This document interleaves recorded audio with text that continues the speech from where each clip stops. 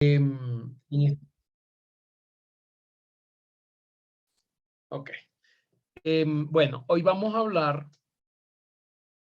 Uy, demasiada luz. A ver, demasiada luz. Está bien así, ¿verdad? Bueno, hoy vamos a hablar de un tema que es apasionante, porque por alguna razón misteriosa, todo lo que pasa en aeropuertos y aviones nos llama la atención. Claro, todos los eventos de seguridad de alguna manera producen una reacción en la sociedad, sobre todo cuando hay daños, víctimas, etcétera, pero por alguna razón en aviación son como que un poco más llamativos. Entonces, hoy nos vamos a dar un paseo por algunos temas. Esto es un área muy específica, muy regulada, donde yo ingresé más o menos como en el año 2005, después de haber trabajado varios años en seguridad de bancos, eh, seguridad en minería, trabajé en la industria de alimentos y bebidas, en varias. Luego estuve en bancos y por cosas del destino, un buen día me tocó ir a trabajar en aviación. Por supuesto, acá tuve que prácticamente resetear todos los sentidos profesionales de mi oficio porque me estaba enfrentando a un mundo nuevo. Un mundo en el cual las amenazas y las consecuencias de las amenazas son un poco distintas, porque nos enfrentamos día a día a manifestaciones de terrorismo y a manifestaciones de crimen organizado, que si bien tienen finalidades distintas, unas y otras, es la misma estructura de oportunidad delictiva la que opera en los espacios de aviación, en los aeropuertos, en las compañías que tienen que ver con aviación. Entonces, allí tuve que empezar a reconfigurar mucha experiencia y mucho sentido de la experiencia que ya había tenido. Voy a compartirles una presentación que tengo por acá con la que nos vamos a guiar para ir tocando los temas que corresponden a esta materia.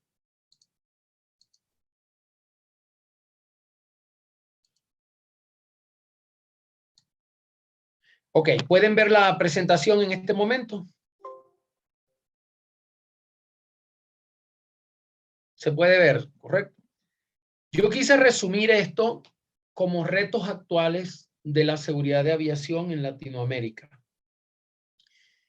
Los problemas más comunes a los que nos enfrentamos los profesionales de seguridad de aviación, aunque yo lo he enfocado a Latinoamérica, realmente muchos de estos problemas están presentes en cualquier lugar del mundo donde hayan operaciones de aeropuerto y operaciones de aviación, operaciones aeronáuticas. Sin embargo, América Latina tiene algunas cosas muy particulares que son, digamos que comunes en los países desde México hasta Argentina, pasando por todo Centroamérica y la zona andina, Brasil, en todos nuestros países más o menos nos encontramos esto. Yo he trabajado en compañías en varios países, incluso en cargos regionales, he ido recogiendo información y experiencia que tiene que ver con esto y que hoy pues he resumido para explicarles, para hablarles de esto y que ustedes pues puedan tener algunas nociones con respecto a lo que significa trabajar en un aeropuerto y a qué cosas nos enfrentamos. También existe algo misterioso, bueno, digamos que misterioso, llamativo más bien, que es que las personas que hemos trabajado en seguridad de otros ramos industriales, cuando entramos a aviación, no sé por qué no nos podemos salir. Y si no salimos, regresamos más temprano que tarde. Es algo misterioso. Alguien por allá decía, oye, eso es como entrar al narcotráfico. Después que entras es difícil salir y si sale, vuelve. Bueno, algo así pasa aquí. Pero creo mi hipótesis con respecto a esto es que el know-how de aviación es costoso porque es escaso. como se enfrenta a amenazas y a riesgos que no son los comunes, riesgos sobre afectación patrimonial, sobre deslealtad corporativa, etcétera. Aquí estamos, también tenemos que ver con eso, pero tenemos además un paquete de amenazas que son muy particulares y que ya yo se las voy a ir comentando. Y adicionalmente a eso, estamos sometidos a muchos estándares internacionales que exigen dominio, y por eso es que quien se mete aquí y aprende de esto, luego no quiere volver a su área anterior, que banco, que, no sé, petróleo y gas, o establecimientos de retail, o alimentos y bebidas, en fin, tantas otras áreas que hay para el desarrollo, para desarrollarnos profesionalmente en el campo de la seguridad. Pero aquí, bueno, vamos a darle un paseo a esto. Yo les pido por favor que, como aquí vamos a hablar cosas que quizás sean nuevas para muchos de ustedes, las inquietudes que tengan con respecto a términos, anótenlas para que luego cuando ya estemos terminando, tenemos más o menos 1 hora o 1 hora y 20, 1 hora y 30 para hablar de esto. Y luego vamos a tener una amplia sesión, un amplio espacio de tiempo para contestar preguntas, inquietudes, lo que ustedes necesiten eh, aclarar, porque sé que les va a interesar mucho, porque ya la experiencia me dice que en estos temas de seguridad de aviación y aeropuertos, la gente se interesa mucho, aunque no sea su responsabilidad. Bueno, acá vamos a empezar hablando en general de la industria de la aviación civil, como se le conoce a esto. Es decir, ese mundo de aerolíneas, de aeropuertos, de compañías de servicio, lo conocemos como la industria de la aviación civil, que es toda esa constelación de compañías, unos transportistas, otros que sirven a los transportistas, tanto la plataforma aeroportuaria como otros servicios que se involucran en el manejo de pasajeros, carga y otros servicios en tierra para los transportistas, que son prácticamente la columna vertebral de la industria. Los transportistas aéreos son las aerolíneas, las compañías aéreas, que pueden ser de pasajeros o pueden ser de carga. Entonces, vamos a ir conversando un poco con respecto a los problemas más comunes de la aviación de pasajeros. Luego vamos a hablar de los problemas más comunes de la aviación de carga. Luego vamos a ver los problemas más comunes de la gestión de la seguridad de los aeropuertos. Porque aquí se acoplan una cantidad de procedimientos que ejecutan las aerolíneas y otros que ejecutan los aeropuertos y las compañías que dan servicio a los transportistas bajo concesión en los espacios aeroportuarios, como por ejemplo las bodegas de carga, las compañías de mantenimiento de aeronaves, las compañías de taxis aéreos, las compañías que dan servicio a las aeronaves en tierra, que es, quizás muchos de ustedes han visto cuando un avión se va a parquear en su posición, después de haber volado y aterrizado, pues hay unas personas que lo guían hasta que se posiciona en el lugar exacto donde debe estar.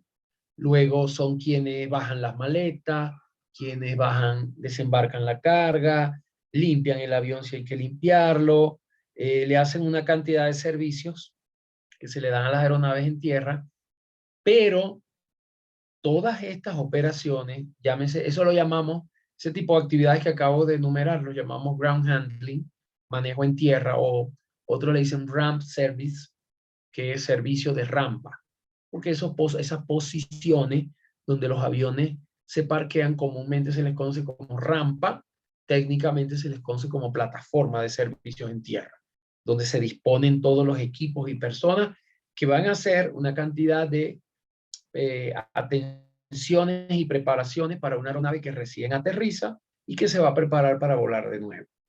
¿Ven? Bueno, vamos a ir pasando por por esas etapas, por esos sectores de la industria para ir enumerando 3 o 4 problemas principales. No podríamos hablarlos todos porque no nos alcanzaría el tiempo, definitivamente. Pero además, voy a ir intercalando algunas experiencias que he tenido en este mundo desde el 2005, más o menos, cuando me inicié, cuando reconozco que tuve que ponerme en cero, como ya les dije, y empezar a aprender de nuevo cosas que para mí eran nuevas, a pesar de que ya traía muchos años de experiencia, incluso ya tenía un certificado CPP, pero que había servido para consolidar mi experiencia en otros ramos industriales, pero cuando llegué aquí tuve que reconfigurar cosas. ¿Ok? Bueno, entrando en materia, las principales amenazas en la industria. La principal amenaza por la cual los gobiernos de los países, a través de las autoridades ejecutivas, en cada país hay un despacho oficial que se ocupa de los asuntos de aviación. Por ejemplo, en Colombia se le conoce como Aerocivil. Acá en Ecuador se le conoce como Dirección General de Aviación Civil. En Panamá se le conoce como, creo que es Autoridad de Aeronáutica Civil. En Venezuela se le conoce como INAC, Instituto Nacional de Aviación Civil. En Brasil se le conoce como ANAC, Agencia Nacional de Aviación Civil. Entonces, entre todas las cosas que esas autoridades tienen que ejecutar, que son más que todo de establecimiento regulatorio y vigilancia al cumplimiento de regulaciones, todas esas autoridades representan a sus estados, a sus países, en un organismo internacional llamado OACI, Organización de Aviación Civil Internacional, que surgió de un convenio que se firmó en Chicago en el año 1944, cuando aún faltaba un año para terminar la Segunda Guerra Mundial, pero ya el tráfico de aeronaves, el tráfico comercial de aeronaves, empezaba a adquirir unos niveles de densidad que era peligroso no regularlo. Porque si cada quien iba a hacer las cosas a su manera, pues se iban a presentar miles de problemas.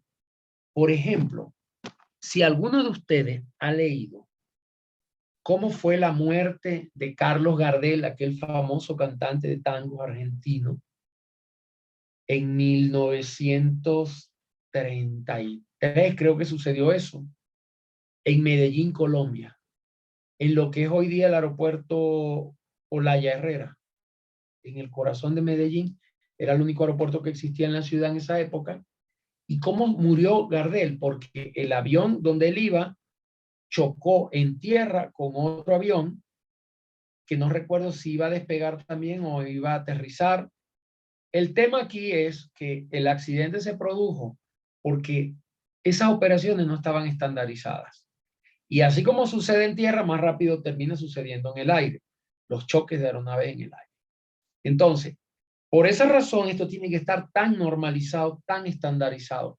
Hay reglas de vuelo, hay reglas para el otorgamiento de licencia, hay reglas para el diseño de los aeropuertos, hay reglas para la fraseología aeronáutica, hay reglas para la meteorología, la información meteorológica, hay reglas para la contaminación que producen los aviones, hay reglas para el transporte de las mercancías peligrosas dentro de los aviones, hay reglas para la seguridad operacional, que es la que permite que los pilotos no se equivoquen y los controladores de tráfico no se equivoquen y toda la gente que tiene que ver con la operación aeronáutica no se equivoque y no vayan a provocar accidentes por equivocación.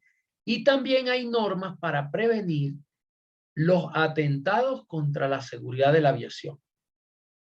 Eso es lo que llamamos actos de interferencia ilícita. Todas las acciones, omisiones o tentativas dirigidas a poner en peligro las operaciones de la aviación civil. Entonces, hay una lista como de 10 o 12 elementos o actuaciones que se consideran actos de interferencia ilícita. Eso que llamamos que se conoce por ahí en los periódicos, actos de piratería aérea, secuestros de aeronaves. Eso técnicamente se llama apoderamiento ilícito de aeronave. ¿Por qué se llama así? Se los explico brevemente. Se llama se llama apoderamiento ilícito de aeronave porque cuando un avión está en servicio, sea en tierra o en el aire, el comandante del vuelo, o sea, el capitán, el que tiene una responsabilidad legal sobre esa aeronave, cuando él asume el control de la aeronave, asume unas obligaciones. Y esas obligaciones también le confieren atribuciones. Y una de esas atribuciones es que él tiene más autoridad en el avión que el dueño del avión, el dueño de la aerolínea, que es el dueño del avión, supuestamente. Entonces, nadie puede interrumpir ni interferir en la libertad que tiene el comandante de un vuelo para tomar decisiones operativas sobre la aeronave, las personas que viajan en ella o la carga que está a bordo. Eso internacionalmente está protegido. Por lo tanto, quien haga algo para molestar a un piloto, a un tripulante que está en servicio, está cometiendo un apoderamiento ilícito. También están los actos de sabotaje. Cuando le meten una bomba, cuando le producen un daño al avión para que, no sé, no pueda frenar o para que se le incendie una turbina, cuando toman rehenes en un aeropuerto, cuando toman rehenes dentro de un avión, cuando dan información falsa, cuando se atenta contra los equipos de radionavegación que guían a los pilotos, cuando un piloto está por allá a 40.000 pies de altura, mira para abajo y quizás no ve nada porque está volando por arriba de las nubes. Pero él tiene equipos que le permiten ubicarse, localizarse, navegar de manera segura, aproximarse de manera segura, no chocar contra otras aeronaves que están en el aire también, poder comunicarse. Quien interfiera o quien sabotee ese tipo de equipo o de ayuda a la navegación aérea está cometiendo un acto de interferencia ilícita. Incluso quien llama para decir hay una bomba y es mentira, también está cometiendo un acto de interferencia ilícita porque genera pánico y el pánico pone en peligro la seguridad del vuelo. Entonces, con esto, lo que les quiero ilustrar, ¿qué es lo que llamamos acto de interferencia ilícita? Y un acto de interferencia ilícita tiene como objetivo poner en riesgo la seguridad del vuelo. Con respecto a esto, cuando suceden estas cosas, y la gente que trabajamos en seguridad de aviación tenemos que investigar, casi siempre tratamos de encontrar dónde poner la línea, dónde separar las cosas entre lo que se hizo de manera con voluntad deliberada para poner en peligro y lo que se hizo por negligencia de manera culposa que puso en peligro el vuelo, pero no a conciencia de lo que se estaba haciendo, ¿no? Por esta razón, por ejemplo, cuando yo no sé si ustedes se han dado cuenta que por ahí a veces salen las noticias que han tenido que desviar un vuelo porque un pasajero estaba altanero, estaba tomando, medio borracho y se puso, por ejemplo, a pelear con otro pasajero o a molestar a las azafatas. Entonces han tenido que desviar el vuelo para bajar ese pasajero. ¿Por qué lo hacen? ¿Por qué lo hacen? Porque el pasajero disruptivo, el pasajero insubordinado, pone en peligro la seguridad y la tranquilidad del vuelo. Si, por ejemplo, se pone a tirar golpes y amenazar gente, se crea un caos dentro de ese espacio confinado, que es una aeronave que puede estar volando a 30 o 40.000 pies de altura, y eso es una situación continuamente crítica, mantener un avión de 100 toneladas o de 400 toneladas suspendido en el aire, desplazándose, sujeto a tantas variables que pueden hacer que ese artefacto pierda el control y se caiga. Y obviamente muera y se cause daño a personas y a bienes. Entonces, este es el sentido del acto de interferencia ilícita, que es un concepto legal, penal, que está previsto en el anexo número 17 de Seguridad de Aviación, o el anexo número 17 del Convenio de Chicago de 1944, que como les dije, se configuró en la primera normalización del transporte aéreo a nivel mundial,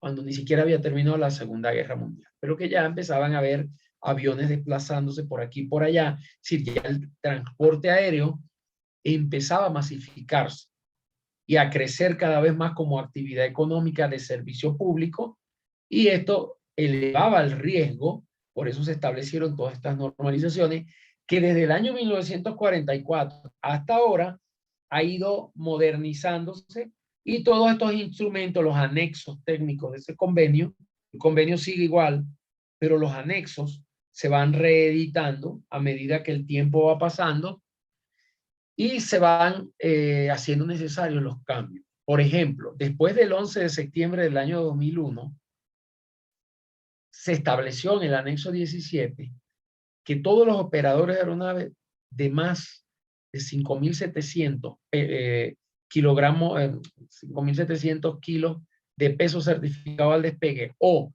19 pasajeros, de más de 19 pasajeros, tienen que tener una puerta de seguridad para el espacio de los tripulantes de mando. Por eso es que anteriormente uno volaba, antes del 2001 volaba en un avión comercial, y las puertas del piloto a veces las dejaban abiertas y no pasaba nada. Y a veces los pilotos metían gente al cockpit, niñitos. Ay, mire, yo en los años 90 viajaba y llevaba a mis niños y los metía ahí.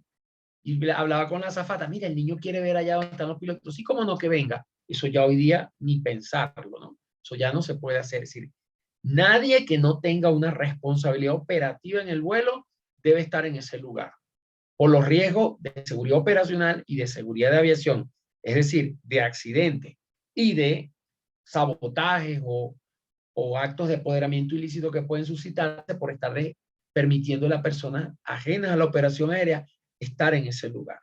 ¿Okay? La segunda amenaza principal de la industria, el narcotráfico y el contrabando. Sobre lo que les hablé antes, los actos de interferencia ilícita y el narcotráfico, contrabando, hay un punto en común. Hace unos 5 o 6 años yo publiqué un artículo donde ponía en debate un problema serio que tenemos en Latinoamérica, que es que nos preocupamos, las autoridades policiales están más preocupadas por el problema de drogas que por el problema de terrorismo. ¿Por qué? Porque no es tan común en Latinoamérica los secuestros de aeronaves, pero sí fueron muy comunes en los años 60. Es más, yo trabajé una estadística para cuando me iba a graduar en mi maestría de Relaciones Internacionales, trabajando sobre asuntos de seguridad de aviación, y en los últimos años de la década de los 60, en Latinoamérica era el lugar del mundo donde más secuestraban aviones, donde más actos de apoderamiento ilícito se suscitaban. ¿Cuáles eran los países víctimas de esto? Se los menciono. México, Estados Unidos, República Dominicana, Venezuela, Colombia, y hubo unos casos muy aislados en Ecuador. ¿Qué era lo que pasaba con esto? Bueno, se llegaron a suscitar 70, 80 secuestros en un año, ¿no? Pero, por ejemplo, de 70 secuestros, 65 eran aviones secuestrados que se los llevaban a Cuba. Entonces, el gobierno de Cuba, cuando le llegaban con un avión americano secuestrado, recibía con un aplauso, un abrazo y un trofeo al secuestrador. Y ellos llegaban con el cuento de que eran perseguidos políticos en Estados Unidos o en Colombia o en Venezuela o en México, y el gobierno de Cuba los recibía. Entonces, eso estaba creando un caos tan serio en la aviación en la región que la Organización de Aviación Civil Internacional promovió un convenio internacional para la represión de los actos de interferencia ilícita y los actos de apoderamiento ilícito. Eso se hizo en el año 1970. Entonces se obligó a todos los países del mundo que habían suscrito el Convenio de Chicago de 1944 a penalizar esos actos y a detener a quienes llegaran con aviones secuestrados y devolvérselos al país donde se habían secuestrado. El gobierno de Cuba, de aquel momento, que es más o menos el mismo que tienen ahorita, tuvo que suscribir ese convenio para poder insertarse en las reglas de gobernanza internacional, o mejor dicho, mantenerse inserto en las reglas de seguridad de aviación, las reglas de la gobernanza en esta materia en el mundo entero y poder mantenerse con su tráfico comercial a los países con los que tenía. Resultado, de 65 secuestros en el año que iban para Cuba, al año siguiente hubo 20, al año siguiente, después hubo a los 2 años hubo 5, en el tercer año hubo 1 y después no más. Es decir, funcionó la gobernanza, funcionó la presión política internacional para darle seguridad a esto. Sin embargo, hoy día ya no es así. Hoy día, ¿qué tenemos? Hoy día tenemos más problemas de narcotráfico en nuestras aeronaves que de terrorismo. Pero eso no significa que no podamos ser objeto de actos de terrorismo. Claro que podemos ser objeto. ¿Por qué? ¿Cuál es la doctrina que yo pregono, que yo difundo? Que como es la misma estructura de oportunidad delictiva, es decir, si usted no detecta droga, usted no detecta armas ni explosivos para tomar un avión. Si usted no es capaz de asegurar una aeronave de tal manera que no puedan entrar ni artefactos explosivos ni armas, usted no es capaz, perdón, si usted no es capaz de preservar una aeronave para que no entren narcóticos o contrabando de algún tipo, no es capaz de preservarlo para que no entren armas o explosivos para un sabotaje. Ahí me equivoqué y empecé al revés el enunciado, ¿no? Pero es así. Quien no detecta drogas, no detecta explosivos. Y además de eso, y lo vamos a ver dentro de unos minutos, también hay otra cosa, que son los migrantes ilegales y el tráfico de personas. Si no somos capaces de detectar documentos falsos en un aeropuerto para una persona que va como impostor, es decir, haciéndose pasar por otro porque se parece, o con documentos adulterados para llegar a un país donde no tiene visa para entrar, no somos capaces de detectar a un terrorista que se está haciendo pasar por un pasajero pacífico, despreocupado, que está tratando de ingresar en una aeronave para algún país que es objetivo del terrorismo, como por ejemplo los países europeos, que son objetivos del terrorismo, Estados Unidos, Canadá, principalmente esos países, los que forman la Unión Europea y adicionalmente Estados Unidos y Canadá.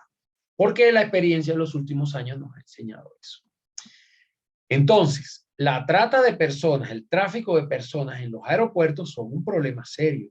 Hay aeropuertos de la región donde hay coyotes metidos dentro del aeropuerto trabajando en comunidad, en comunión con los funcionarios de migración, con los funcionarios policiales, para introducir pasajeros que no tienen autorización para viajar, simplemente para que lleguen al país donde quieren. Eso es coyoterismo. ¿Ok? Así como el contrabandista trata de que su carga llegue. Aquí les voy a marcar otra diferencia importante, ¿no? Que siempre la comento. Digo, mire, aunque es la misma estructura de oportunidad delictiva, al narcotraficante que logra meter 500 kilos o una tonelada de cocaína en un avión, si hay algo que a ese señor le interesa que ese avión llegue rápido a su destino. A ese señor no le interesa que ese avión sufra ningún tipo de percance ni demora, porque se pone en riesgo su carga ilegal. Lo mismo sucede con los pasajeros ilegales, los migrantes ilegales. Si hay algo que le interesa al coyote es que ese vuelo salga rápido, salga puntual y llegue al lugar de destino donde el pasajero coyoteado o traficado va a llegar. En cambio, el terrorista, pues su objetivo es destruir el avión, que no llegue al destino, tanto con un explosivo como con una toma de aeronave. Es decir, el trabajo de ellos es interrumpir el vuelo. de alguna manera la planificación del vuelo. ¿Ok? Los actos delictivos comunes, también en los aeropuertos, los delincuentes van a donde haya algo que robarse. En los aeropuertos roban maletas. Hay un aeropuerto de la región, el de Maiquetía en Caracas, que estuvo casi 2 días, me acuerdo como en el año 2002 ocurrió eso, casi 2 días fuera de operación el aeropuerto, porque unos ladrones de material de cobre lograron encontrar cuál era la tanquilla o ay, ¿cómo se llama esto? Sí, la tanquilla o había un conducto subterráneo con unos cables de electricidad para alimentar el radar. Ellos cortaron eso, se robaron los cables, dejaron el radar sin electricidad. Por supuesto, el radar se paralizó, el aeropuerto no podía funcionar. ¿Pusieron en peligro la aviación? Sí la pusieron. Correcto, claro que la pusieron. ¿Pero era ese su objetivo? No, el objetivo era robarse los cables, que preterintencionalmente causaron otro daño, otro peligro, sí. Pero en esto es lo que tratamos de diferenciar cuando estamos investigando este tipo de cosas, ¿no? Y una que, por cierto, ahorita está está sonando mucho, que es Latinoamérica como zona de tránsito para grupos extremistas. No sé si ustedes han visto en estos días en la televisión que en Argentina hay un avión, un Boeing 747-300 de matrícula venezolana, tripulado por iraníes, que se presumen, yo no sé si será verdad, que algunos de ellos son miembros de de una cosa que hay en Irán que todo el mundo dice que son terroristas, una guardia revolucionaria, no sé. Bueno, el asunto es que es una organización que internacionalmente ha sido considerada como organización terrorista. No sé las razones, no me meto en eso, pero el tema es que en razón de eso, ese avión fue, ¿cómo se dice? Detenido, está ahorita detenido en Argentina, no puede ir a ningún lugar, está en tierra, y los pasajeros, perdón, los tripulantes, están todos asegurados por la policía a través de un mandato que solicitó un fiscal a un juez en Argentina para investigar qué era lo que ellos estaban haciendo a bordo de ese avión en cómo llegaron a Buenos Aires, ¿no? Y así,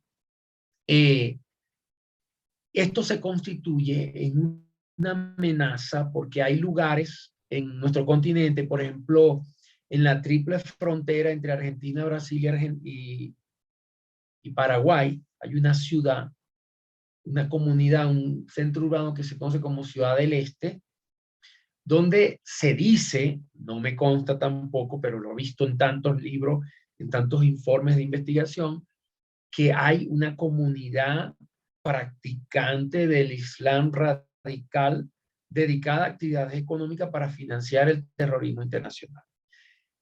¿Qué tan cierto es? Bueno, he visto informes de voceros que no son fáciles de desacreditar, que aseguran que eso es así. Si eso es así, entonces el continente sí tiene unos niveles de amenaza a la industria de la aviación civil a partir de esa hipótesis de que en esos centros poblados hay comunidades religiosas islámicas que son radicales, es decir, que están dispuestos a cometer actos de terrorismo contra la aviación simplemente por razones religiosas, bajo argumentos religiosos, que dicho sea de paso, y esto sí lo digo con mucha responsabilidad, simplemente el tema religioso sirve de justificación, porque no es el tema religioso quien manda a hacer eso, sino una interpretación torcida que algunas personas tienen para justificar sus actos de violencia terrorista a partir de interpretaciones raras de un instrumento religioso como es el Corán. No todos los islámicos son malos, yo diría que la mayoría son gente respetable, como los de cualquier otra religión. Sin embargo, se ha creado un prejuicio con respecto a ellos como personas que constituyen riesgos para la aviación. Yo lo considero un prejuicio basado en lo que sucedió en el año 2001 en Nueva York, en Washington, con el secuestro, el apoderamiento de 4 aeronaves que ya ustedes saben la historia. ¿Cuáles son nuestras principales vulnerabilidades? Es decir, ¿por qué tenemos estos problemas? Eso es lo que quiero responder. ¿Por qué esos 5 problemas que mencioné aquí en esta lámina que ustedes están viendo? ¿Cuáles son nuestras debilidades como región? Esas debilidades no es que son la causa directa del problema. Esas vulnerabilidades o esas son las condiciones que facilitan que estas cosas pasen. La primera, falta de conciencia acerca del riesgo de los actos de terrorismo. Como no ha pasado aquí, de México hasta Argentina, pasando por los países del Caribe, no se han producido actos de terrorismo espectaculares como los que se han producido en Estados Unidos y en Europa.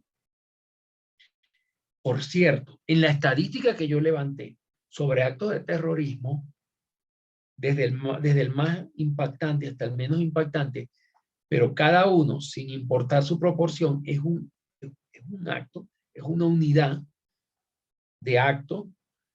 Europa está muy por delante de Estados Unidos, pero mucho, mucho. Claro, son muchos países juntos, son 28 países que están ahí juntos, y el país que lidera la estadística es Reino Unido.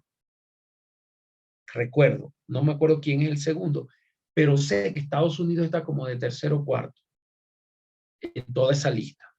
Entonces, cuando estas cosas pasan en los países, la policía le presta mucha atención a las cosas.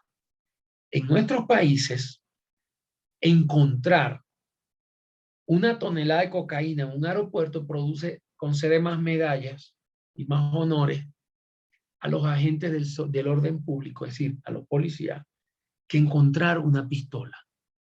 Porque si bien la pistola es un objeto peligroso, necesario para cometer un acto de interferencia ilícita, como eso no pasa por aquí, simplemente lo toman como un porte ilícito, una infracción a la seguridad del aeropuerto, pero no lo tratan con la rigurosidad que esto se trata en Estados Unidos o en Europa. Pero aquí el tema de droga, entonces sí le dan un trato riguroso. Es cuestión de los sentidos que los distintos países o las distintas regiones tienen con respecto a las amenazas a la seguridad de aviación. Entonces vuelvo, como nunca pasa nada, pensamos que es que no puede pasar. No, a los gringos nunca les había pasado lo que les pasó en el 2001. Y a partir de allí, la pesadilla no los ha dejado dormir más. Y la misma cosa sucede con Europa, porque en Europa también, antes de las Torres Gemelas, en Europa pasaron 1000 cosas. Yo me puse a ver las magnitudes anuales de actos de interferencia ilícita antes de septiembre del 2001. Si quise comparar el antes y el después. Y por eso concluía en algo que es bastante obvio, pero que mucha gente no sabe o no quiere saber, que es que este no fue un problema que se inició en el 2001. Esto venía pasando. Hay reseñas incontables de casos de secuestros, de atentados, de bombazos, de esto, de aquello y del otro, con los aviones antes de septiembre 11. Pero como ese fue el acto terrorista que vimos en televisión, la cosa más espectacular que nadie se la imaginaba 24 horas antes, entonces el miedo todavía persiste. Ya va a cumplir 21 años que sucedió y todavía el miedo no se nos quita. Y está bien que no se nos quite, pero lo que tenemos es que tener en cuenta que el terrorista siempre está buscando la vulnerabilidad para aprovecharla. Y Latinoamérica es una vulnerabilidad. ¿Por qué? Porque las autoridades policiales le prestan más atención a drogas que a terrorismo. Otro problema que tenemos, otra vulnerabilidad que tenemos, que es que estamos acostumbraditos, oiganme bien, estamos acostumbraditos a que no hacemos nada que la autoridad de aviación civil no nos pida. Entonces, toda la gestión de la seguridad se basa en el cumplimiento de normas y entonces uno dice, mira, aquí hay que poner tal cosa, una cámara. Y entonces te dicen, ¿y para qué? ¿Y la autoridad aeronáutica lo pide? No, no lo ha pedido, pero hace falta. No, si la autoridad aeronáutica no lo pide, no lo pongas. Esto es una mala práctica. ¿Por qué? Pero ustedes no se imaginan la cantidad de gente que lo piensa así. Y tenemos claro que todo cuesta dinero, pero más nos cuesta recuperarnos de un acto de interferencia ilícita o de un acto de contrabando o de narcotráfico en una operación aeronáutica. Más nos cuesta por no poner una cámara. O, mira, hay que darle entrenamiento a los trabajadores sobre tal cosa. Pero eso lo pide la autoridad aeronáutica. No, no, pero es necesario. No, entonces no lo des. Porque, ¿para qué? Para que después nos estén exigiendo. Ahí se produce un desbalance serio entre la gestión del riesgo y el cumplimiento normativo. Y ahora les explico mejor cómo funciona esto. He visto durante los años de experiencia que tengo compañías que en las auditorías de cumplimiento normativo de regulaciones, de controles, de procedimientos de seguridad de aviación en las aerolíneas y en los aeropuertos, quien todo lo cumplen, pero a ellos les pasa de todo. Les roban, se les meten contrabando y nunca lo detectan. ¿Saben por qué? Porque no hacen gestión de los riesgos. En cambio, he visto compañías que a veces tienen problemas con el cumplimiento normativo, pero nunca les pasa nada. ¿Por qué? Porque las personas que están pensando la seguridad y gestionando los problemas de seguridad tienen clarísimo que la gestión del riesgo es tan importante como pasar una auditoría con la autoridad aeronáutica. Pero aquí todo es, si la autoridad, no, mira que viene una auditoría, hay que tener todo en orden. Hacen la auditoría, después que se van los tipos, vienen dentro de 2 años, de todo lo descontrolan. Cuando saben que viene la auditoría, ponen todo en orden para salir bien. Después que se van los funcionarios, el desastre otra vez. Y donde no hay cumplimiento normativo, no hay gestión de riesgo. Y donde no hay gestión de riesgo, el cumplimiento normativo se convierte en una sarta de mentiras, una puesta en escena para que la autoridad aeronáutica lo vea. ¿Ok? Tercera vulnerabilidad que he encontrado en los países de la región, de los países de Latinoamérica. Los resultados irregulares en la seguridad de los aeropuertos. ¿Por qué? Porque por varias razones. Una es que los aeropuertos compiten comercialmente entre ellos. Un aeropuerto, a ver, sirve para que aterricen los aviones y para dar el servicio a los pasajeros de sus aviones. Pero también hay otras cositas que a los aeropuertos les interesan, como por ejemplo, vender hamburguesas, vender recuerditos, vender franelitas, camisetas de recuerdo, vender seguros, vender líneas telefónicas y vender una cantidad de cosas y cobrarle a todo el mundo por todo. Ustedes saben de lo que les estoy hablando porque cuando ustedes van a un aeropuerto se dan cuenta que en los aeropuertos nos quieren cobrar hasta por respirar. Por todo nos cobran. Y si usted se va a tomar una gaseosa en el aeropuerto y le cuesta casi el doble, si no más, de lo que cuesta en la calle. Y te vas a comprar una botellita de agua y cuesta. Y todo lo que vayas a comprar ahí es más caro que afuera, salvo en el duty free. Lo único que es más barato en los aeropuertos que afuera es el whisky, las bebidas alcohólicas, los perfumes, pero todo lo demás, que son cosas de consumo necesario, como la comida, el agua, todo es más costoso. Entonces, los aeropuertos se han convertido en shopping mall.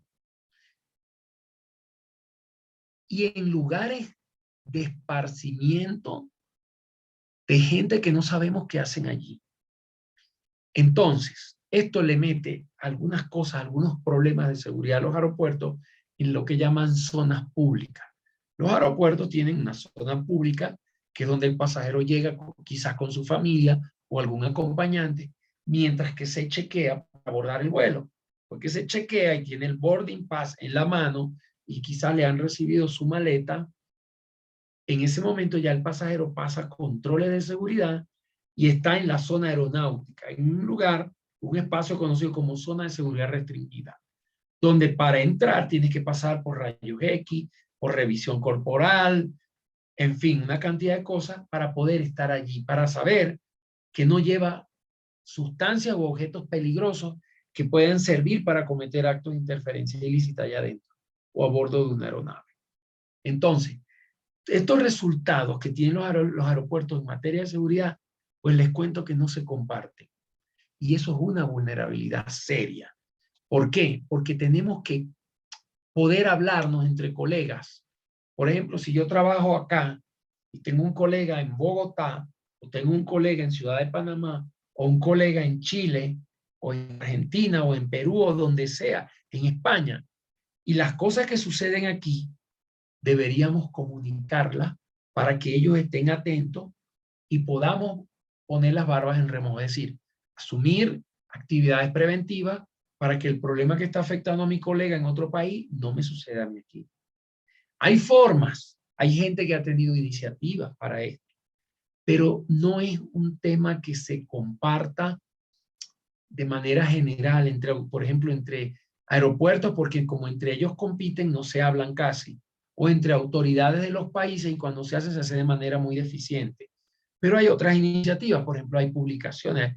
Hay una publicación muy importante llamada Aviation Security International, donde cada 2 meses hacen una reseña de los eventos que han ido sucediendo en todos los rincones del planeta, donde ha sucedido algo. No sé cómo hacen para capturar esos datos, pero los ponen ahí. Entonces, cuando uno lee esa reseña, dice, wow, esto pasó hace 2 meses en tal parte y ahora está pasando. Entonces, uno trata como de revisar los procedimientos de uno para evitar que eso le pase a uno. Como dice el refrán, guerra avisada no mata soldado, pero también hay otro refrán que dice que nadie aprende por cabeza de otro, por la experiencia de otro. Entonces ahí tenemos que tener cuidado y esa es una de las cosas que yo he visto como vulnerabilidad que nos afecta en la región, no comunicarnos, no hablarnos entre nosotros. Yo no le veo el problema, pero hay gente que sí se lo ve, yo no le entiendo por qué tanto problema con él. Pasemos ahora a los problemas en la aviación de pasajeros. En la aviación de pasajeros, lo primero que yo veo que genera problemas es el desbalance entre facilitación y seguridad. Les explico rápidamente de qué se trata. Facilitación es todas las actividades y previsiones que se toman para preservar la confortabilidad de los usuarios del transporte aéreo, tanto en pasajero como en carga. Pero más se nota en pasajeros porque son seres humanos que cuando los pone a hacer una fila de 1 hora y media para chequear inmigración, el pasajero empieza a sentirse agotado, angustiado. Cuando la aduana demora al pasajero mucho tiempo por su maleta, lo agota, lo molesta. Y esto es un servicio público, pero además de ser un servicio público, es un negocio.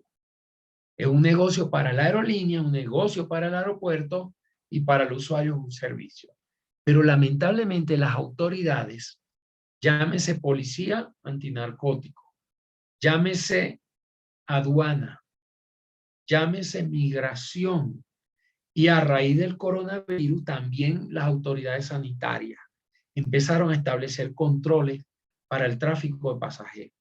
Entonces, si bien tenemos que preservar la seguridad, también tenemos que tener como objetivo estratégico la facilitación, porque el pasajero no viaja gratis, el pasajero paga. Y esto es un servicio costoso además, tanto en pasajeros como en carga. En carga también hay problemas de facilitación, pero son de más complejo entendimiento, no los voy a tocar en esta ocasión. Segundo problema que veo en la aviación de pasajeros, los hurtos y violaciones de equipaje. Vaya usted a ver qué problema tan severo. Que usted vaya o venga y cuando abre su maleta se da cuenta que le han robado casi todo lo que llevaba. ¿Ok? Esto es un problema serio en muchos aeropuertos de la región. Bueno, se han inventado cosas, como por ejemplo, plastificar, envolver en plástico las maletas. Mira, ha tenido un efecto disuasivo. ¿Por qué? Porque el delincuente busca lo más fácil, Su estructura de oportunidad delictiva está basada en rapidez y facilidad para hacer las cosas y exponerse al riesgo de que lo detecten lo menos que pueden. Entonces hay algunas cosas. Yo, por ejemplo, plastifico algunas veces, otras veces lo que hago es que aseguro que las orejitas esas que tienen las cremalleras de la maleta estén aseguradas de manera que los delincuentes no las puedan hacer rotar completo, porque esa es la forma como abren las maletas y luego las vuelven a cerrar y el pasajero cuando recibe su maleta no se da cuenta, se da cuenta cuando llega a su casa, porque nadie cuando recibe la maleta la abre ahí en el aeropuerto para ver si tiene sus cosas completas. Entonces es un golpe emocional severo para el usuario del transporte aéreo encontrar que su maleta se la han violado, le han sacado cosas, ¿no? O que su maleta desapareció, que también sucede en algunos aeropuertos de la región. Los fraudes con boletos electrónicos. A principios del siglo XXI, es decir, año 2000, 2001, la Asociación Internacional del Transporte Aéreo, con esas políticas internacionales de conservación del medio ambiente y uso cada vez menos del papel, también ahí entró en juego la condición del desarrollo de la Internet y de todos ¿cómo diría? Las facilidades virtuales que tienen ahora las cosas, decidieron eliminar aquellos boleticos que usábamos, que eran de así, de papelito, con el logo de la aerolínea, y a veces lo hacían a mano, a veces lo hacían a máquina, pero cuando uno recibía ese, voy a viajar. Bueno, ya eso no existe, ¿no? Ustedes saben, ustedes compran un boleto aéreo y lo que les llega a su correo es un itinerario, el número del boleto y la reserva, que son unos indicadores electrónicos. Entonces, ahora uno hasta puede llevar eso aquí en el celular. Ahora uno puede hacer el check-in del vuelo en la página web y llegar con el boarding pass aquí. Yo debo tener alguno de un viaje reciente. Fíjense. A ver. Aquí está, miren. Eso es un boarding pass virtual ya. Antes esto era en cartoncito. Se ve. No logran verlo. Antes eso era, ahí está, desde Avianca. Y así pues. Entonces, esa virtualización le metió nuevos riesgos a la aviación. ¿Cuáles son esos nuevos riesgos? Que hay empleados de aerolíneas que cuando un pasajero no se presenta, tiene un boleto, una reservación, y no se presenta, cuando ellos cierran el vuelo, se dan cuenta quiénes de la reserva no se presentaron. Y cuando hay pasajeros que tienen apellidos muy comunes como Pérez, Rodríguez, García, Romero, etcétera, aparece otro pasajero con ese mismo apellido y le quitan la plata y lo hacen volar con el boleto de otro. ¿Qué sucede cuando el pasajero verdadero llega 2 días después y dice, mire, yo tengo un boleto, aquí está, con este número, pero no pude viajar, quiero pagar la diferencia? No, pero usted viajó. Entonces ahí empieza el enredo de investigar quién chequeó todo. Eso es un problema serio en los aeropuertos. ¿Por qué? Porque pone de manifiesto que hay personas con inclinaciones delictivas dentro del personal de la aerolínea que así como hoy se meten en mafia de boletos electrónicos, mañana pueden participar de otro tipo de delitos más graves dentro de la industria. Y el cuarto problema que yo visualizo en esto del pánico es el pánico a los pasajeros creado por mal manejo de los actos interferencistas.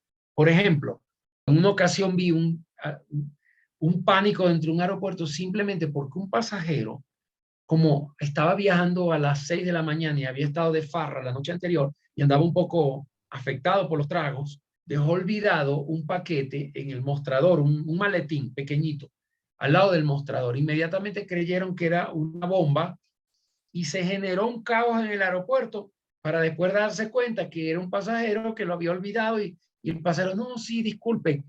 Claro, la mala experiencia de los paquetes bomba en aeropuertos, que eso ha sucedido muchas veces, es lo que conduce a esto. Pero esto es un problema del plan de manejo de crisis que tenga el aeropuerto. porque hay escalamientos que hay que hacer para no afectar la tranquilidad de los pasajeros que están esperando un vuelo para viajar y que por negligencia y torpeza se cree un pánico dentro del aeropuerto por algo que realmente no lo merece. Pasemos ahora a los problemas en la aviación de carga.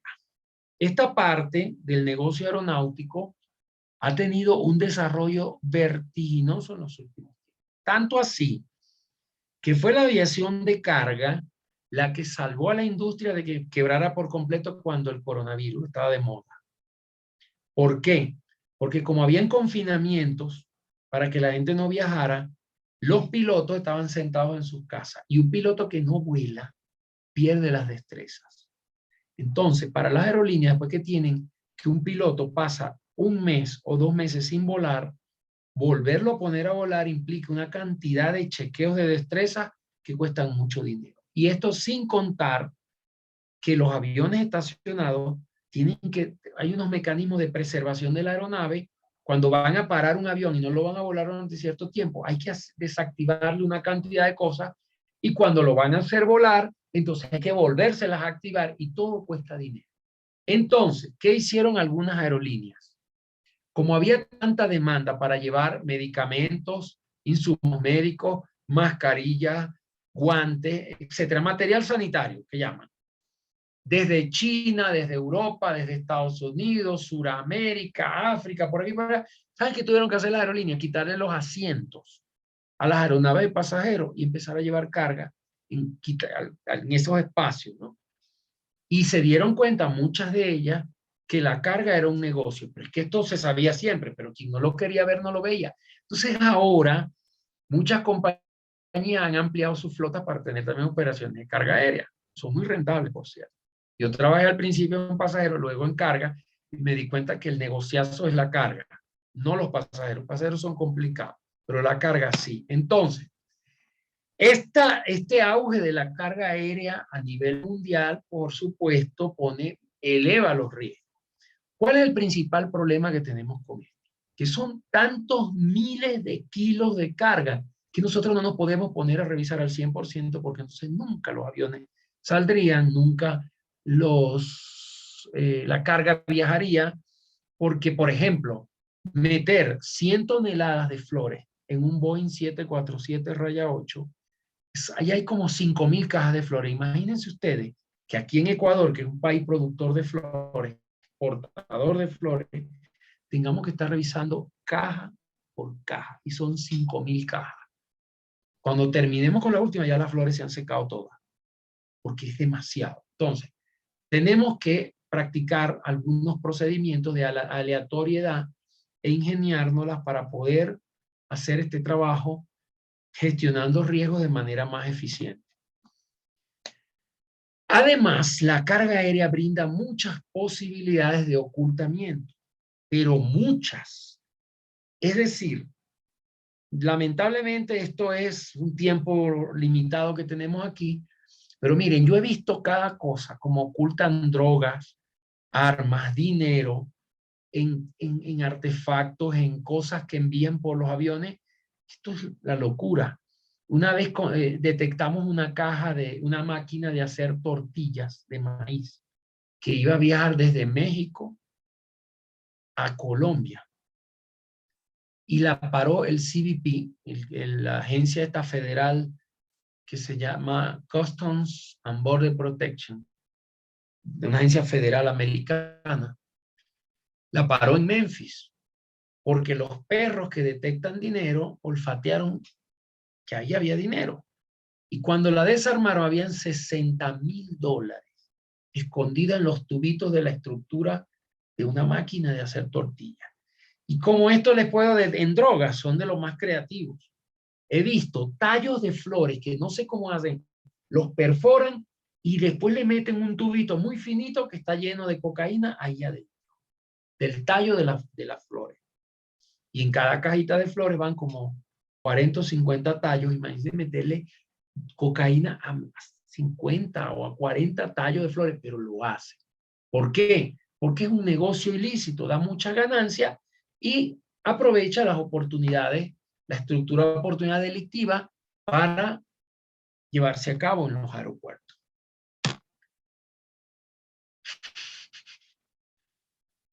La búsqueda, esto también se los decía como problema principal de la aviación, la búsqueda o la detección está orientada en principio para encontrar drogas, no para encontrar armas ni explosivos.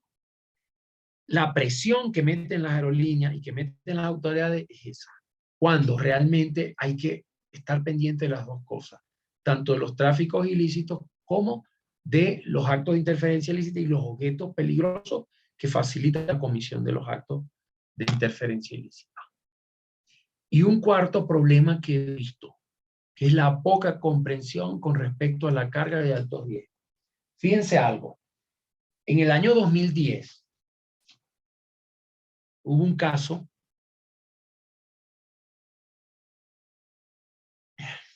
disculpen que tengo que refrescar la garganta. Miren, hubo un caso que, por cierto, en Netflix hay una serie que se llama Actos de Terrorismo Frustrado y hay un capítulo que habla precisamente de eso, que eran unos cartuchos de tóner para máquinas fotocopiadoras que llevaban explosivos de, creo que era pentrita adentro. ¿Por qué? Porque los terroristas son todos, piensan como ingenieros, ¿no? Es decir, maquinan las cosas como un ingeniero las hace. Y lograron detectar que el químico de los cartuchos de tóner reacciona ante los rayos X de tal forma como reacciona una sustancia impenetrable, como el plomo, por ejemplo. Entonces ahí ocultaron, ¿ok? Sin embargo, uno de los conspiradores de los que estaban en la vuelta esa, esos cartuchos los embarcaron en Yemen, que es en la península arábica, y creo que en Emiratos Árabes Unidos.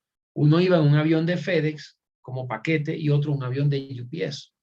Entonces, uno de los que estaba involucrado en la trama se arrepintió, hizo una llamada y avisó que en esos aviones iba y echó el cuento. Los aviones estaban volando para Europa. Iban, sí, uno creo que iba a Londres, el otro me parece que iba, no sé si a Ámsterdam. Y hicieron aterrizar los aviones y a revisar la carga. ¿Y cómo les costó encontrar eso? Hasta que finalmente lo encontré. Yo les recomiendo que lo vean en Netflix, quienes estén interesados, ¿no? Pero ¿a dónde voy yo con todo esto?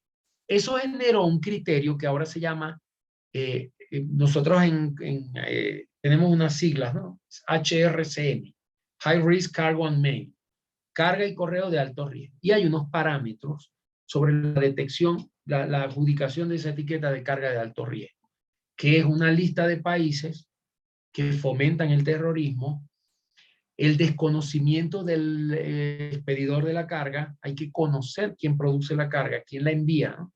Y otro es una cantidad de elementos externos que nos hacen pensar que la carga ha sido manipulada y que por dentro. Y además la respuesta que tenemos las aerolíneas con respecto a la seguridad de esa carga también son procedimientos especiales. Pero ¿cómo cuesta que la gente entienda eso? Y uno se los explica y ellos no, las compañías de servicio quieren hacer todo tan rápido para ganar más dinero que cualquier exigencia que uno les pone con respecto a la carga y correo de alto riesgo la convierten en un enredo, un problema.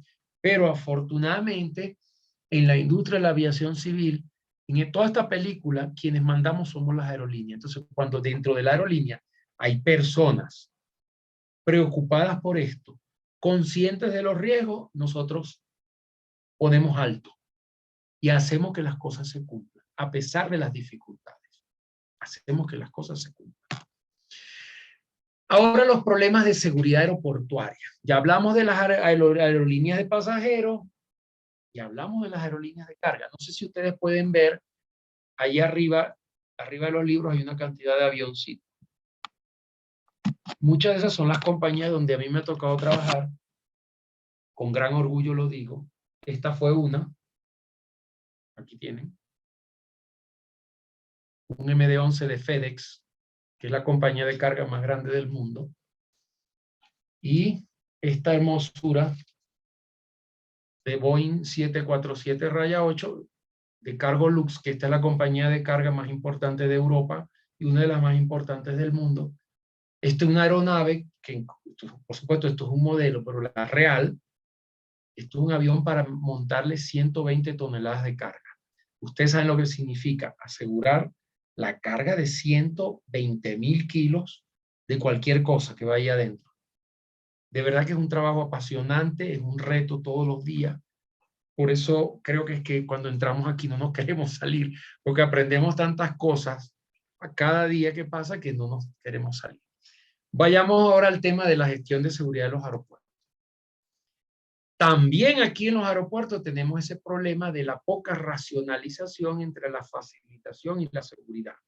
Yo recuerdo que hace algunos años un director de seguridad de aviación de la Autoridad Aeronáutica de Ecuador, yo le hablé de facilitación y el señor me dijo, para mí la facilitación comenzará cuando la seguridad se acabe. Resulta de que no es así, porque el convenio de Chicago de 1944 tiene un anexo, el anexo 9, que habla exclusivamente de facilitación. Facilitación es hacer cada vez más eficientes los controles que se hacen en los aeropuertos. Controles migratorios, controles de seguridad, controles aduaneros, controles sanitarios ahora, que antes no existían, pero ahora se pusieron de moda. Aunque yo recuerdo que en el año 2009, cuando estaba de moda la gripe porcina, que era un coronavirus como el de ahora, que mató millones de personas como el de ahora, pero que no lo convirtieron en un escándalo como el de ahora, yo llegué al aeropuerto Jorge Chávez en Lima y había una fila y habían unos médicos con unas cámaras y unos sistemas de detección e iban interrogando pasajero por pasajero para ir individualizando quienes podían estar sospechosos de ser transmisores de gripe porcina.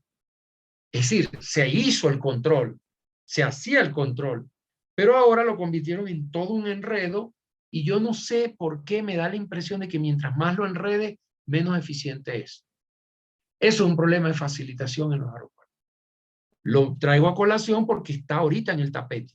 Es decir, donde va que la prueba PCR, que el certificado de las vacunas, que si te pones la máscara, que si te quitas la máscara, que si no basta con una, sino con dos, que tienes que bañarte de alcohol, etc. Pero eso siempre fue así. Yo tengo años en esto y yo siempre vi eso, habían controles, solo que no habían sido tan televisados ni tan difundidos de una manera exagerada. Segundo, no hay homologación administrativa del servicio de seguridad aeroportuaria. ¿Qué significa esto? Que cada aeropuerto lo quiere hacer a su manera a pesar de que hay estándares. Pareciera que no hay conciencia en los aeropuertos, en algunos, no todos, de que tenemos que respetar los estándares y tratar de hacérselos entender a las personas que se sirven del aeropuerto. ¿Entiendes? Entonces se crean conflictos y cosas, actitudes, malas actitudes entre usuarios, funcionarios del aeropuerto, personal de seguridad, personal de las aerolíneas, por falta de conciencia, por falta de sinergia en este asunto de seguridad. Y yo se los digo, nada más desagradable que viajar con miedo.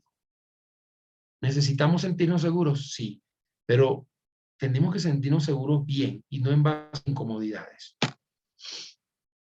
Falta de sinergia entre policías, autoridades de aeropuertos y seguridad de las aerolíneas. Esto es un gran problema también.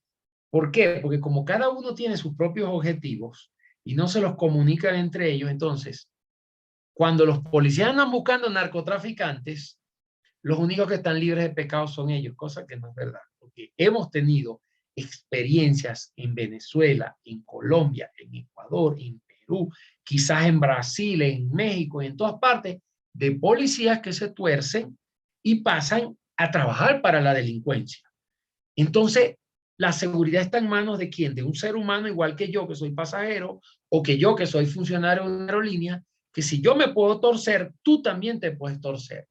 Y hay lugares donde los policías ni siquiera quieren pasar por controles de seguridad, lo cual constituye una vulnerabilidad severa para la seguridad aeroportuaria. Por ejemplo, aquí en Ecuador pasa eso. Los policías no se quieren dejar revisar. ¿Por qué? Porque yo soy policía. Policía es un ciudadano como cualquier otro que tiene una función pública, pero que está sometido a las mismas presiones y puede torcerse igual que me puedo torcer yo, se puede torcer cualquiera. Y siempre se lo he dicho a los policías, porque yo fui policía. Siempre se lo he dicho, usted quiere que su trabajo funcione bien, cuente con mi ayuda. Cuente con mi ayuda. No me vea a mí como un enemigo, véame como un aliado, que yo sí quiero que usted haga su trabajo bien. Pero hay policías que funcionan bien con eso y hay policías que no entienden eso. Y el cuarto problema de la seguridad aeroportuaria es el bendito jugueteo con los drones. Este es el juguete más novedoso. Allí ven ustedes aquí en la parte de abajo a la derecha, un droncito metido en la senda de planeo de una aeronave. Mire, no sé si ustedes saben, algunos de ustedes sabrán, que un pájaro puede hacer caer un avión, ¿no? Se mete en la turbina, daña los álabes de compresión de la turbina. Bueno, hubo un caso famosísimo en Nueva York en el año 2009 o 2010, no recuerdo, de un avión que despegando del aeropuerto La Guardia, se le metieron, casualmente se atravesó una bandada de patos y las turbinas absorbieron patos, se apagaron porque se empezaron a incendiar y el capitán tuvo que meter el avión en el río Hudson. De eso hicieron una película que se llama Sully, y eso fue por pájaros, ¿no? Bueno, un dron hace casi el mismo efecto que hace un pájaro. Es peligrosísimo, pero ¿cómo le gusta a la gente jugar con aparaticos de estos cerca de los aeropuertos? Esto se constituye en un gran problema para la seguridad aeroportuaria. Lo mismo que los chicos, que les parece muy gracioso si tú haces cerca de un aeropuerto para apuntar con láser a los pilotos en el cockpit, cuando saben que el brillo del puntero láser puede causarle daños en la visual a los pilotos. Esto también, miren, se han inventado soluciones por aquí y por allá, pero todavía este es un problema que no está totalmente eh, controlado. ¿Se están haciendo esfuerzos? Sí, pero creo que todavía falta mucho. Y lo que más falta es conciencia en la población para entender que este asunto no es juego, que pueden causar una gran tragedia o una gran catástrofe por estar divirtiéndose a costa de la seguridad de unas personas que están disfrutando de la confortabilidad de un vuelo aéreo, de un transporte aéreo, ¿ok? Los retos actuales. ¿A dónde vamos con todo esto? ¿A dónde vamos? ¿Hacia dónde tenemos que dónde tenemos que buscar nuestros objetivos en este momento como profesionales de seguridad de aviación? Tenemos que esforzarnos por una auténtica profesionalización de la seguridad de aviación. Yo he actuado como instructor de personal de seguridad de aviación. Y una de las cosas, el común denominador que yo encuentro en compañías de aviación en los países de la zona andina donde me ha tocado, en Perú, en Ecuador, en Colombia, en Panamá, en Venezuela, es que a los empleados de seguridad los tratan como que fueran la última rueda del coche. Y esto pasa porque los mismos empleados de seguridad no se dan a respetar, no asumen que su puesto de trabajo constituye una profesión que amerita construir un know-how, que amerita que la persona tenga una disposición, un convencimiento de lo importante que es su trabajo para hacerlo con profesionalismo, no hacerlo por hacerlo. Pero, ¿quiénes tienen la culpa de esto? Se los voy a decir sin pena. La culpa de esto la tenemos en las aerolíneas, porque cuando vamos a contratar un servicio de seguridad, pedimos varias cotizaciones y le adjudicamos el contrato al que nos ponga más barato todo. Y si después que agarramos a uno, el otro, ay, me lo quitaron, averigua cuánto estaban pagando aquel y le baja $50 por cada puesto. Esos $50 que van bajando, eso es lo que llaman los pesetazos, ¿no? Bajar precios para quitar clientes. Cuando uno hace eso, cuando uno permite que eso pase, uno está comprometiendo el servicio de seguridad que está recibiendo. Porque esa compañía que estoy contratando para poder funcionar con esos precios tiene que dejar de cumplir con un montón de cosas sobre bienestar laboral de sus trabajadores. Por ejemplo, empezar a comprarle uniformes de menor calidad, equipos de trabajo de menor calidad. Empezar a multarlos para, aquí no sé en otros países, pero aquí funciona una cosa que llaman multas, que es que si llegaste tarde te multo. Si no estabas mirando por cualquier cosa, quieren multar al trabajador para rebajar su sueldo y poder nivelar los costos de operación porque hicieron una piratería comercial para quitar a un cliente. Eso lo hacen mucho. Entonces, ¿quiénes permiten que eso pase? Los que contratan los servicios, que son las aerolíneas. Lamentablemente es así. Yo lo digo sin pena y con toda responsabilidad. Entonces, no podemos obtener un nivel profesional satisfactorio porque no hay conciencia de esto. No hay en algunos lugares. En otras compañías que me ha tocado trabajar, sí. Por ejemplo, FedEx, Cargolux, que son de las mejores, pagan como usted diga, pero usted trabaja como ellos dicen. En cambio, cuando yo pago, ¿cómo es? Ellos trabajan, yo pago como ellos dicen y ellos trabajan como yo digo. Pero si yo pongo el precio, aquel va a trabajar como a él le da la gana porque no se están equilibrando los valores, los costos para ese servicio. El otro reto, el crecimiento de los aeropuertos tipo hub. Menciono algunos. El aeropuerto Tocumen, en Panamá, que ahora tiene un terminal 2 inmenso, que le da mayor capacidad de lo que tenía antes, digamos que ha elevado su capacidad en un 120%. Cuando hay más operación, obviamente hay mayor riesgo operacional.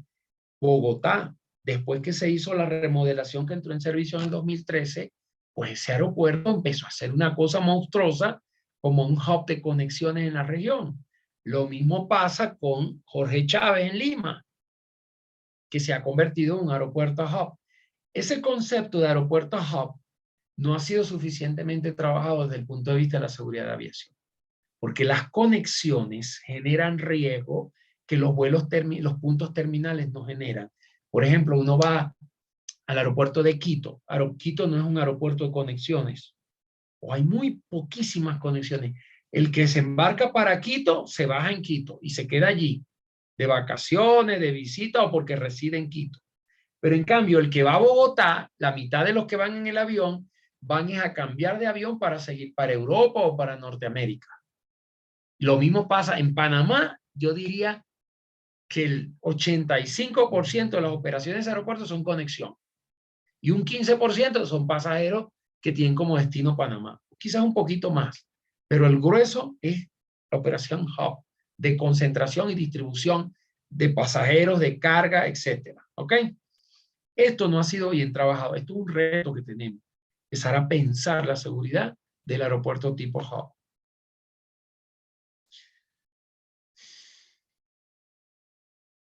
Ya nos van quedando como 15 minutos para terminar.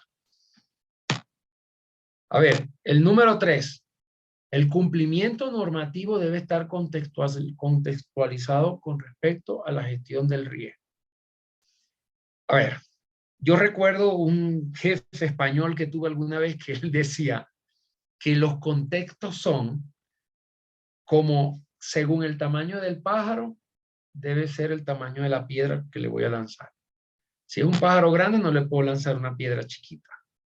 Y si es un pájaro pequeño, no le puedo lanzar una piedra grande. Entonces, según el tamaño del pájaro, el tamaño de la piedra. Esto lo que nos dice es que tenemos que tener cierto criterio de adecuación a los contextos, porque todos los aeropuertos no son iguales. Si bien hay estándares internacionales que tienen que ser respetados,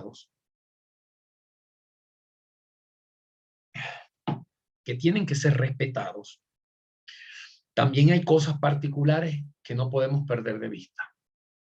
Por ejemplo, hay ciertos aeropuertos donde la masa laboral, el entorno, lo que está alrededor del aeropuerto, determina muchas de las cosas que pasan en el aeropuerto. Y no podemos vivir a espaldas de esa realidad.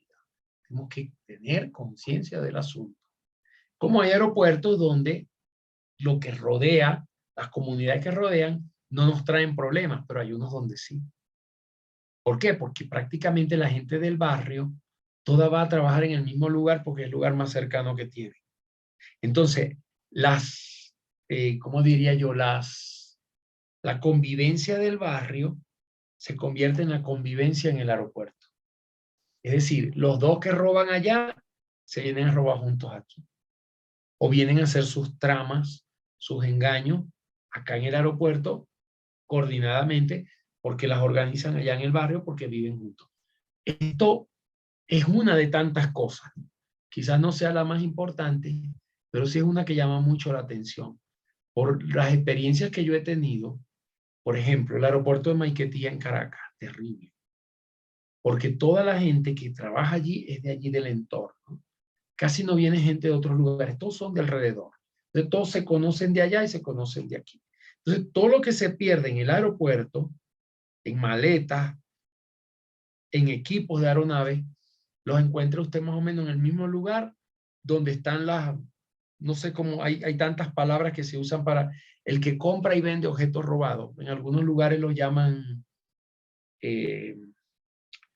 ¿cómo que llaman? Eso tiene un nombre en los códigos penales. En Venezuela lo llaman aprovechamiento de cosas provenientes del delito. En otros lugares lo llaman receptación. En fin, en cada país hay un nombre para ese tipo de delito, pero hay un lugar específico allá cerca de Maiquetía, donde todas las cosas que se pierden, tanto de pasajeros como de aeronave, allá roban equipos de aeronave.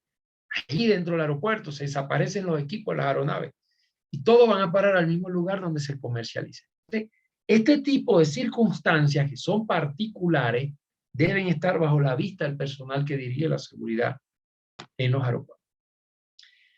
Y por último, ya para cerrar, el cuarto reto es que los estados, o sea, los gobiernos, tienen que entender que el aeropuerto es una frontera.